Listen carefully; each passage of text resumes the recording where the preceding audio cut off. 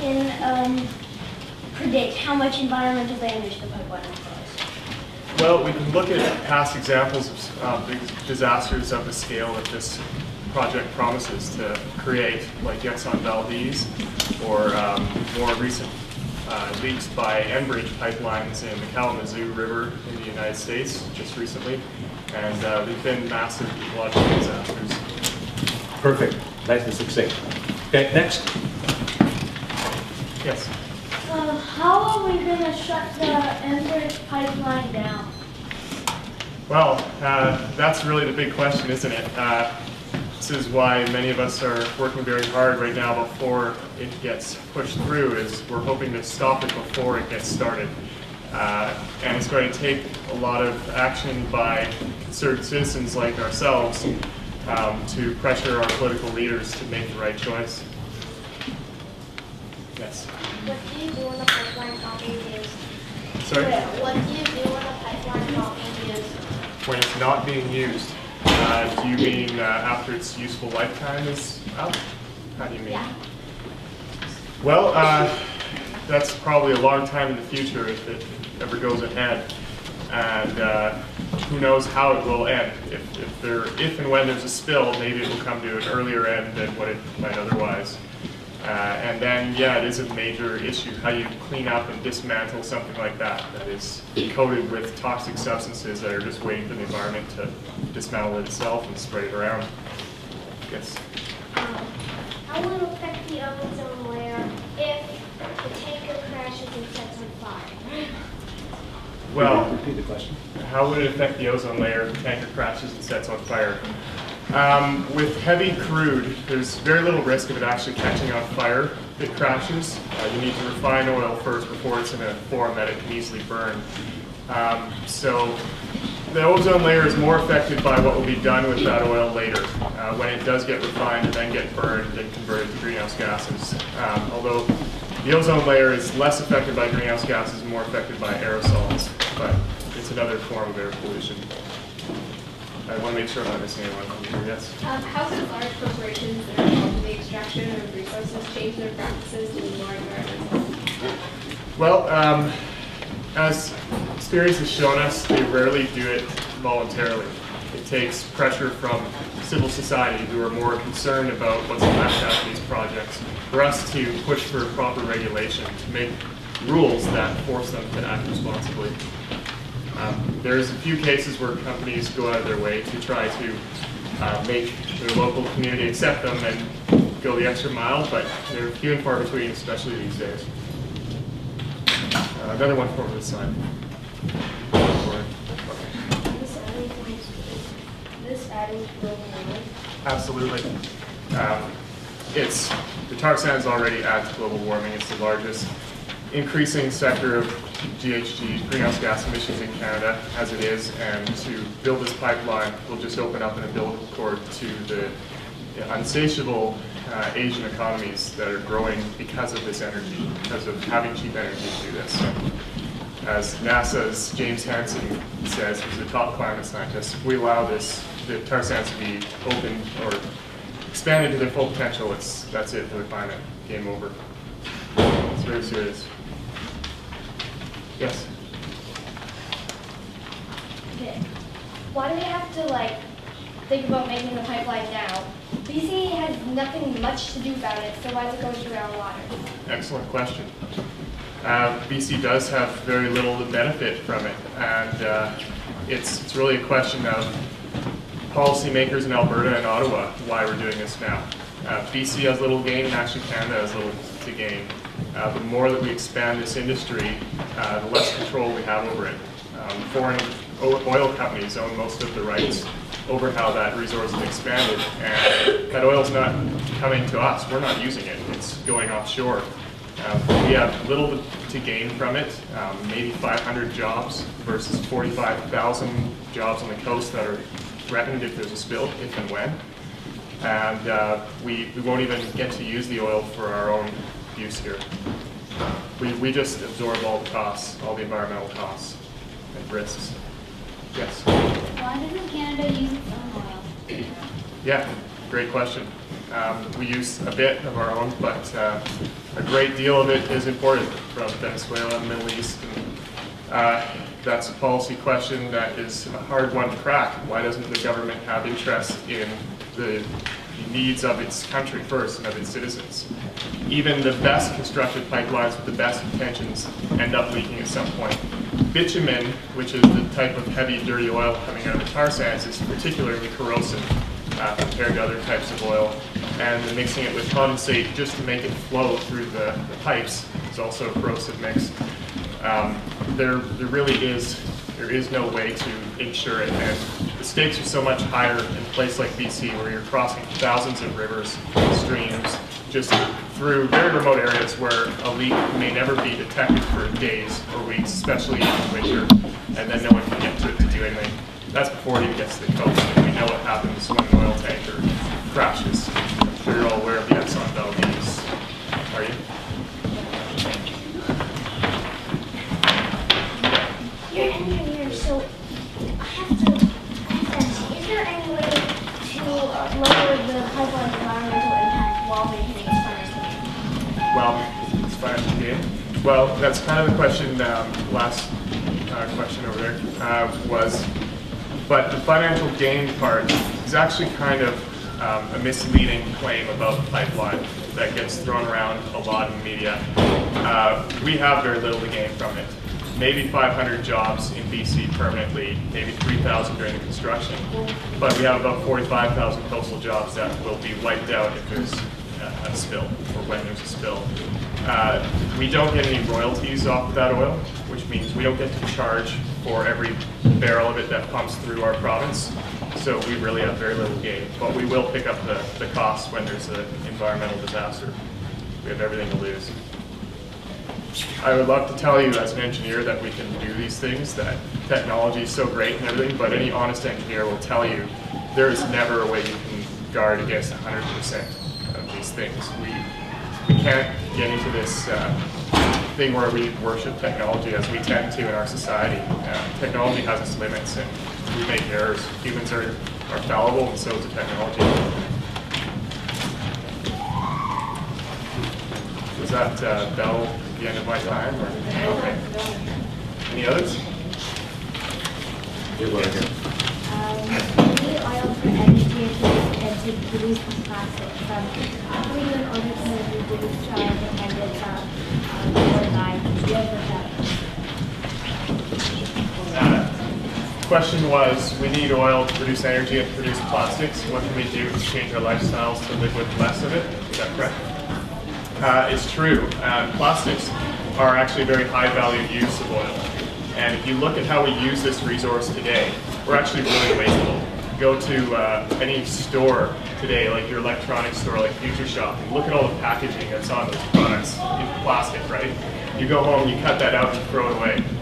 If you're thinking about it, you're recycling it, but that never gets recycled back to the same use or as high graded a use as it originally was. It always gets downgraded to some lower material like insulation or turned into a chair or something like that, right? So I guess the short answer is we can get by with a lot less if we're a lot smarter how we use it. And we don't have to burn it all. We can use it for these higher value purposes and not have to take on so much environmental risk and expand this project so large to meet our needs. The other thing that you remember you were doing, as Mike says interesting things, you want to write down 2 of them. Next question. Yep. Some of you have prepared questions that could go to any of the 3 speakers, so we'll through your questions now. See, the point of view of an engineer. You have, no, okay. Anyone else? Yes. If there's an oil spill, how many could be affected? If there's an oil spill, how many animals would be affected? Well, that's a really hard number to ever estimate. I'm not a biologist, but I've watched and read about the impacts of previous spills like the Exxon Valdez. That wiped out the herring fishery in Alaska in Prince William Sound, which was a multi-billion-dollar industry, I believe, multi-million at least. every year, which was billions of fish.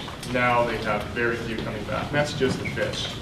Millions of seabirds, sea mammals, fish, shellfish, you name it, we're all wiped out. It's catastrophic. It's never recovered, and that's 30 years ago now. No, 1989 that was. Yes. Can we find out a way to get oil from Asia without having an oil spill? To get oil to Asia without having an oil spill? Not very easily. There's lower risk ways, like not bringing it through British Columbia. Other pipelines that go south of the United States are less risk. But I think we're being presented a false choice that we have to get this oil out to Asia. I don't think we should be thinking about how are we going to do this in the safest way, but should we be doing this? That's a question that's often not brought out in the media. It's either you're with it or you're against it, and there's no other in-between option. We don't really have an option. If you guys want a future, if you want a future for your kids and grandkids, we can't allow all this oil to be burned up.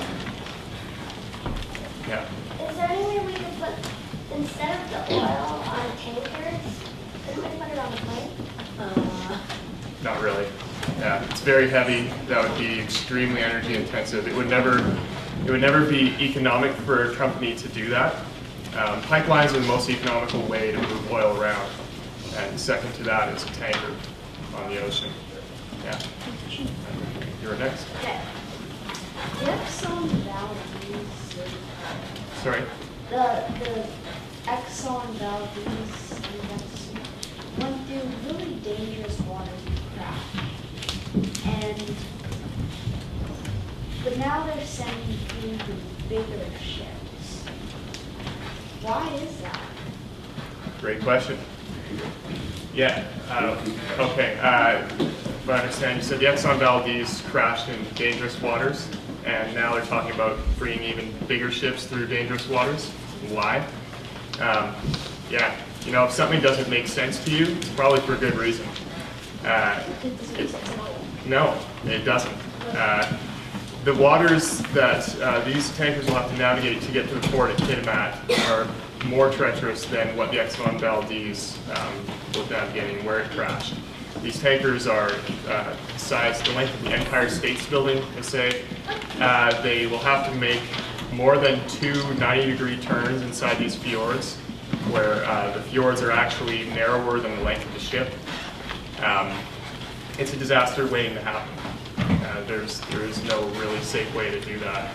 It's crazy. Yes? How many people will lose their jobs? Well, the estimate of coastal jobs is about 45,000. And that's just directly impacted, like fishermen and tourism related industries. If the pipeline doesn't get built. All things. If the pipeline doesn't get built, how many will lose their jobs? None will lose their jobs that currently exist because those jobs haven't been created yet. And the ones that they would create are temporary. 3,000 jobs is a small amount, and maybe 500 full-time after that. It's a really small amount of jobs overall. I think there was one back there, yeah. Yes?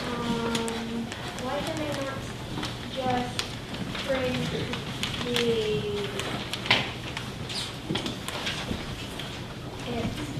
through a different pathway closer to China instead of like, in a different direction?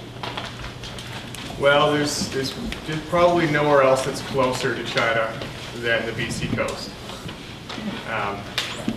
But that doesn't mean we have to do it. There is a no option to this. I think she was next. Yeah.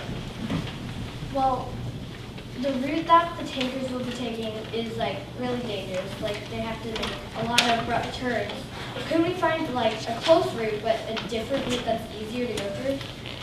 There is a proposal or an alternate idea that you can do it out of Prince Rupert, which makes the navigational challenge less, but the kind of terrain that the pipeline will have to traverse within the province is more risky.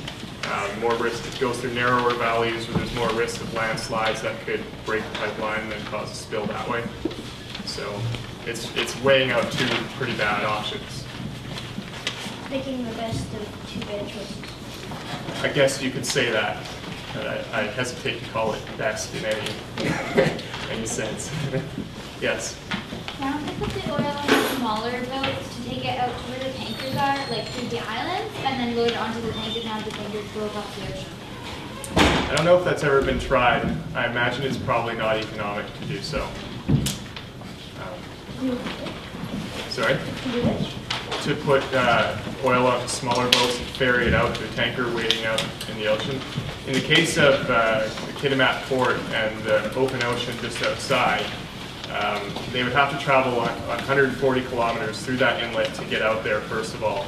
And there's no safe place that I'm aware of that a tanker could sit out at anchor and wait for that kind of an exchange. Hecate Strait, there's the body of water between Queen Charlotte's and the BC coast, is considered one of the most dangerous bodies of water in the world. Environment Canada calls it, I think, the 9th dangerous body of water. They've recorded waves over 30 meters height there. It's regularly stormy, really bad. Yeah. Yeah. You see one? Right there. Ah, yes. I'm not sure, as a teacher, I should be asking a question, but as an engineer, you're part of a professional body, I'm assuming you're a professional engineer. Environmentalists, the term environmentalist is becoming under attack by the government. I would think that people who have the training to know the whys and wherefores of a pipeline would be listened to perhaps more respectfully. What steps are you as a professional body taking to have your voice heard? To be honest, I'm not part of the Association of Professional Engineers and Geoscientists right now. I've not gotten much professional designation, but I'm part of the Institute for Electronics and Electrical Engineers. I do watch what the APEC does. I'm not aware of any movement as an organization. They tend to stay pretty apolitical, which I personally think is they shouldn't.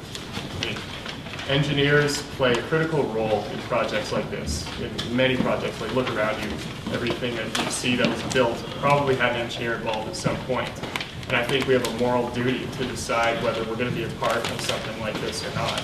And personally, that's how I've conducted myself through my whole career. There's a lot of jobs I will not do because I can't live with having been a part of something so destructive. I think it's our duty to advocate for a more sustainable future, one that we can help build, not just chase jobs.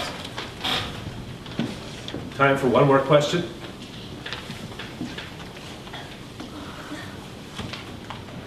Yes? How will it affect China if we don't do the pipelines? Well, China has other sources of oil as well, and coal and other forms of energy. They'll probably continue to buy it from those, but it may end up causing them to have to slow down some of their economic growth, which, in my opinion, and many people who are concerned about the environment and the state of the planet, isn't necessarily a bad thing. Economic growth means more extraction from the environment. The bigger our economies are, the bigger our footprint is on the planet.